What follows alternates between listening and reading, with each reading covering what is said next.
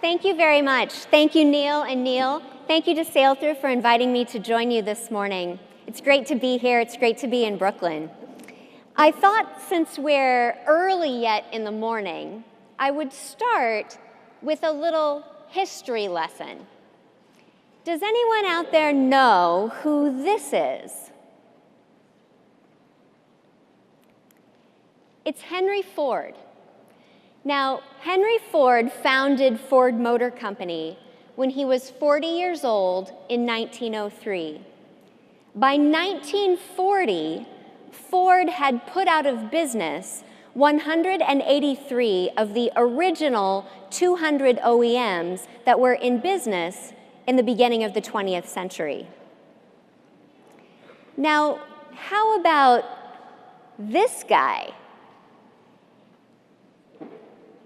Yeah, this is Mark Zuckerberg. Now, what do we know about him?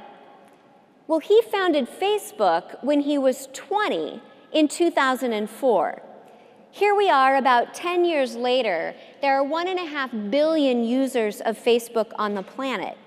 And Facebook IPO'd in 2012 for the 8th largest IPO in history, larger than the IPO of General Motors, just to keep the automobile story going.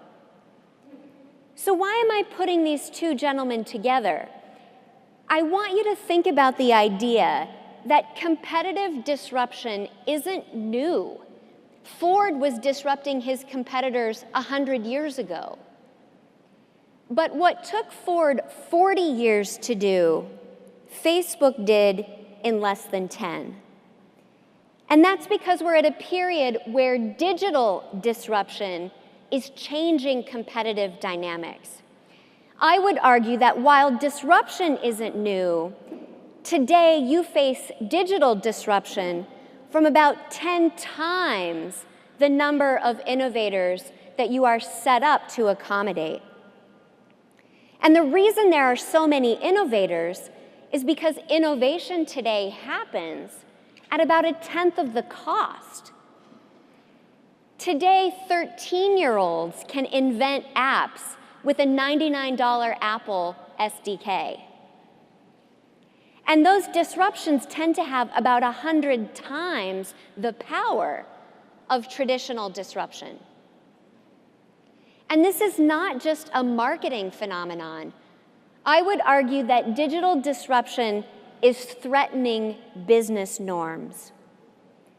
Just a few illustrations of the dynamics and the magnitude of digital disruption at work. Today, only about 46% of us actually watch TV through linear programming. The rest of us watch shows through streaming services or maybe on demand. And because of that, about 300,000 consumers actually cut the cord with their cable and satellite companies last year. So, businesses like Netflix now have twice as many subscribers as traditional cable companies like Comcast. Bank of America tells us that they have about 17 million mobile banking subscribers, and they're adding 5,000 more each day. And 60% of these mobile banking customers use mobile bill pay and mobile check deposits. So this is suddenly threatening what had been a competitive differentiator for banks, the real estate dedicated to ATM machines. What happens to banks as they come up with their new competitive strategy as we all become more in tune to alternative ways to pay? And then, how about this one? Last year, Airbnb booked 1 million rooms a month, 500 million on New Year's Eve alone. This means that Airbnb today has more rooms available than any hotel chain in the world. And it's taken about $1.5 billion from the hotel and hospitality industry. This is not an example of online introducing a new way to book a hotel stay. This is an example of a digital disruptor changing what a hotel room is. So in this environment, how prepared are we to manage digital disruption? Today, about 79% of e-business professionals feel that their CEO does not have an effective strategy for becoming a digital business. About 15% of these same e-business folks feel like they have adequate people in place to pull off a digital strategy. And only about 14% feel like they have the processes and tools that they need. So what is keeping us all from being better prepared for the climate of digital disruption that we're in today? Well, I'll tell you the two biggest reasons that I hear when I talk to e-business and e-marketing folks is they believe people will never do that, and they believe that it will cost too much to do. But hopefully from my examples, you are already deciding that these are no longer true. That in fact, what keeps us from hesitating and being better at digital is because we don't know how to disrupt ourselves. So I like that the theme of the event today is around innovation, because what I'd like to do is give you a way to overcome that hesitation around innovating. Henry Ford reminds us that people don't take risks because they're too afraid of being fools. So let me introduce you to a framework that will help you take measured risk to innovate within your own organization. Let me introduce you to a framework I'm calling Agile Innovation. And this is a framework specifically for marketers to catalyze innovation at your organizations, building off of the principles of agile development. Now, if you're not familiar with agile development, let me just review the 4 fundamental pieces of it. First, that interactions override processes. This is the idea in developing an application that activity is more important than planning for that activity. The second piece is that trial developments are better than blueprints. Let's actually put something together instead of just designing it. The third fundamental is that stakeholders contribute to development. Business owners work with IT to make sure that applications accommodate their needs. And the last fundamental is that development happens continuously. This is an iterative process, an ongoing notion of continually making and improving the project. So if we apply these principles to marketing and to marketing innovation specifically, we come up with 4 new principles. Interactions override processes becomes everything is a point of interaction. And in fact, every interaction can be a place for innovation. The second fundamental is that launch quickly and then test to improve. Stakeholders contribute to development sounds very similar in agile innovation, to collaborate with internal and external advocates. And then development happens continuously, turns into adjust based on market conditions. Let me talk you through each of these 4 fundamentals of agile innovation in just a little bit of detail. So this idea of everything becoming a point of interaction is the idea that you should look for places where your customer is already doing business with you, already interacting with your brand. Now, many of you may already be involved in journey building exercises with your customer experience teams. In this exercise, you can identify what are all of the channels, as Neil reminded us, where your customer might be engaging with you. And I would encourage you to think about, in those channels, how can you innovate?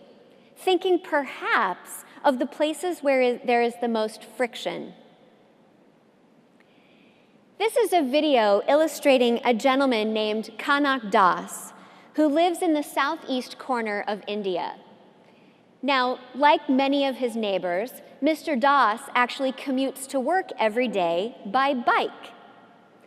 Now, if you have ever traveled in India, you can vouch for the inconsistency of the road infrastructure. That is, the roads are bumpy. Well, Mr. Das was getting more and more tired of hitting potholes on his way to work. But he knew that single-handedly he could not reinvent the entire Indian road structure. So he innovated where he could. He actually invented a tool that would convert shock from his front tire into propulsion on his back tire. That is, every time he hit a bump, it would help his bike go faster. So the point in this illustration is to think about the places where you might have interaction with your customer and maybe even friction with those interactions that can actually be places for you to innovate. The second fundamental of agile innovation is to launch quickly and then test to improve. Now, this is not something that most of us as marketers are very comfortable with. We like things to be fully baked before we roll them out. But that's not fast enough to do in an era of digital disruption. So I want you to take a page here from Charles Teague, the founder and CEO of Lose It, which is a weight loss application. He said, let's not pretend that we know the end game here. Let's do the least amount of features to know if it will work, and then improve if people use it. Well, people have used it. In fact, SlimFast has posted 4 consecutive years of loss in revenue and declining stock price due to apps like Lose It taking market share. The third fundamental of agile innovation is to collaborate with internal and external advocates. There are no better advocates than your customer fans. And this example shows us how you can encourage them to help you innovate. This is Citroen's example of the world's first crowdsourced car. They actually held a marketing promotion to ask customers, users, and drivers to indicate how they'd like to have their ideal car built. Citroën then took all of those submissions, figured out how they could accommodate, and created this, the C1 connection. Now, not only was this car based on crowdsourced input, but the promotion associated with the crowdsourced development actually created a lot of popularity around the car. Citroën can attribute about 500 car sales, that's about $10 million, to this particular effort.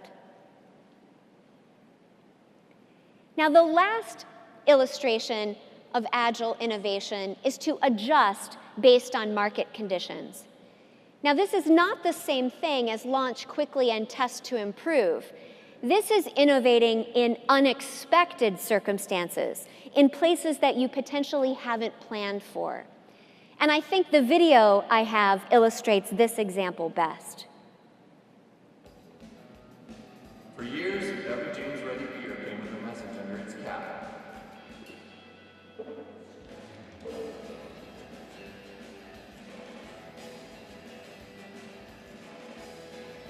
These James Ready caps have become part of the brand and something our drinkers look forward to every time they have a beer.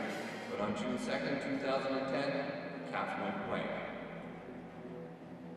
It was a screw-up, big time. Within days of our drinkers finding blank caps on their beers, we started getting emails, letters, We saw this as an opportunity. We launched the James Ready Blank Cap recall. We posted this recall video on our Facebook page. It has come to my attention that some JR beers left the brewery with nothing written under the cap, and that made some JR drinkers sad. To make it up to you, we are recalling all blank caps. Recalling all blank caps. Send us the blank caps you find, and we'll send you something in return. What you get depends on how many caps you return. We also placed a handwritten recall letter from the brewery in every case of beer. Soon, blank caps started getting mailed in. Over 1 million blank caps kept drinkers searching, and the guys at the brewery did. And, as promised, the brewery compensated people for their blank caps with something. Each item we sent came with a personalized note.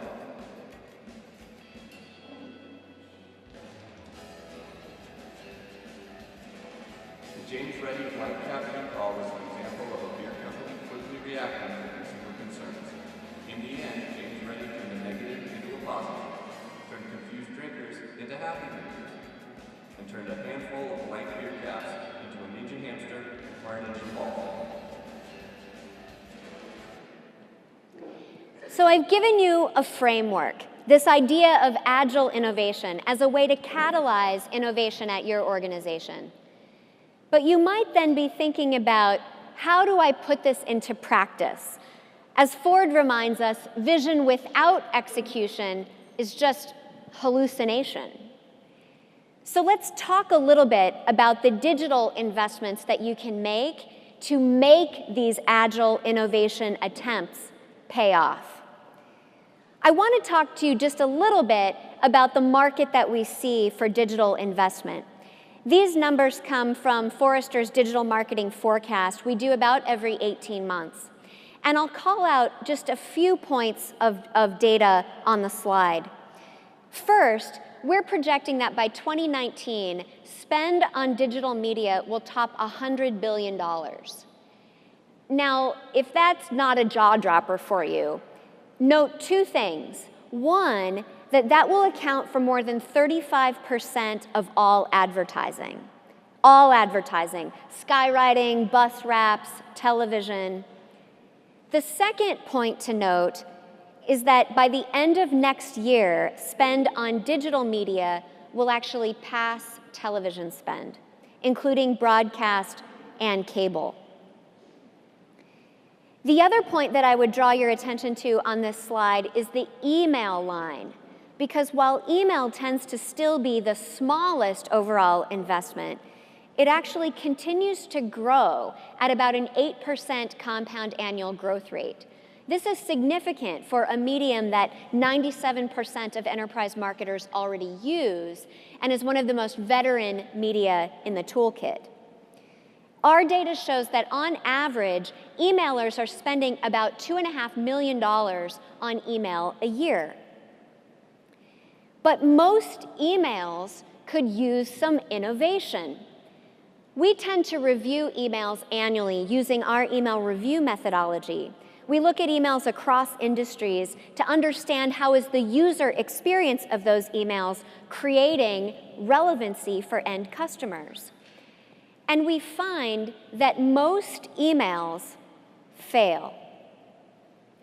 So for the last portion of my time with you together today, I want to talk to you a little bit about how to make email better, how to innovate within email in order to use email as a critical way to drive some of your agile innovations.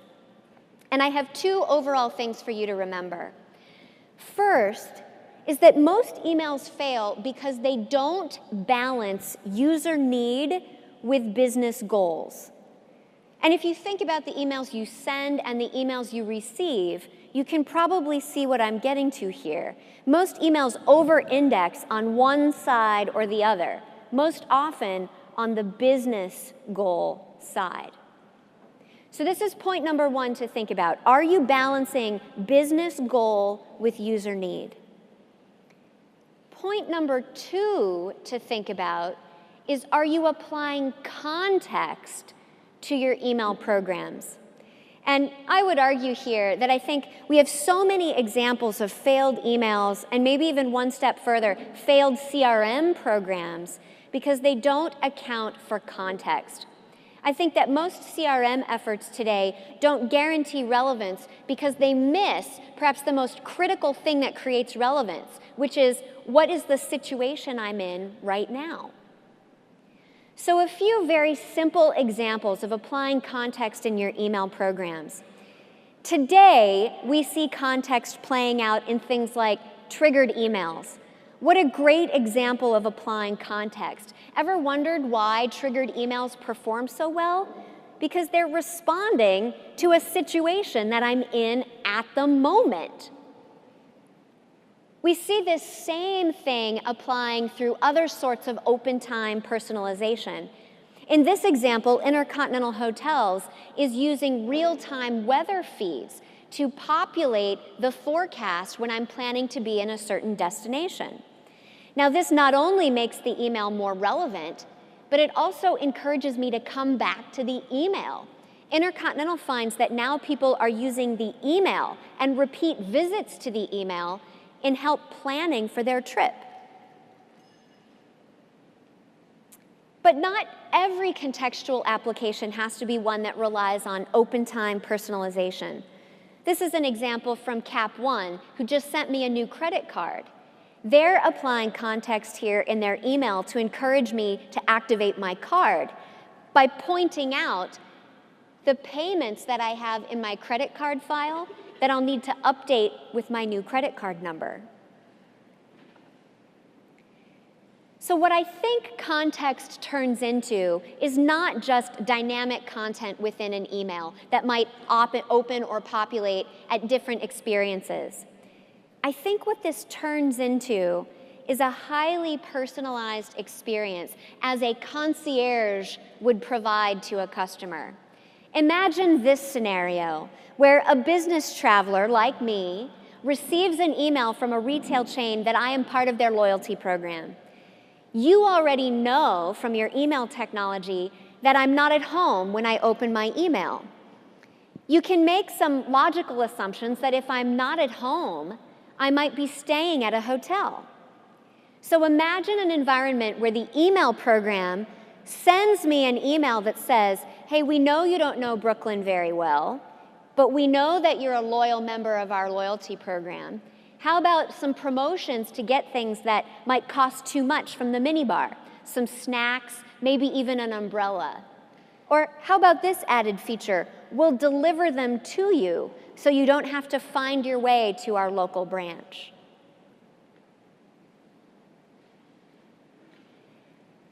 So to close here this morning, I want to encourage you to think about building your reputation not on what you plan to do, but on what you can do right now and what you will do when you leave this event. And so I want to leave with one final challenge for you, which is with all of the tools that you have available through partners like SailThrough, and now this notion of how you can innovate in a more agile and accessible way, I want to encourage you to challenge the conventional thinking at your firm. I don't mean here tear the fabric of your brand, but I do mean to use your customer knowledge to push the boundaries of what you think your business should do. This is an example of a company called Haier, which maybe some of you know. It's an appliance manufacturer that competes with the likes of GE. Now, Haier has a very large installed base in Asia, and it found that it was getting an increasing number of customer service calls from rural Chinese households. So it dispatched its service professionals to go in and figure out how to fix on these service calls. And consistently, the service calls were based on the same breakdown of the same washer-dryer unit. These washer-dryer units were breaking down because the output valve was filling with mud. Well, the output valve was filling with mud because these Chinese households were using the washer-dryer unit to wash vegetables. Now, conventional thinking would have been to say, oh, no, no, no, target audience. Everyone knows you don't use a washer-dryer unit to wash vegetables. But Hire challenged its conventional thinking and said, maybe if this is what our target audience needs, we should accommodate. And now, Hire has a washer-dryer unit that washes and peels vegetables. So I hope you will remember this afternoon that digital is disrupting business strategy, not just marketing. And I think you can disrupt yourselves. You can turn yourselves into those competitive challengers by applying the principles of agile innovation. And I think that email can be a great place to start if you remember to balance business goals with user needs and also applying context to your programs. Thank you so much for your time and attention.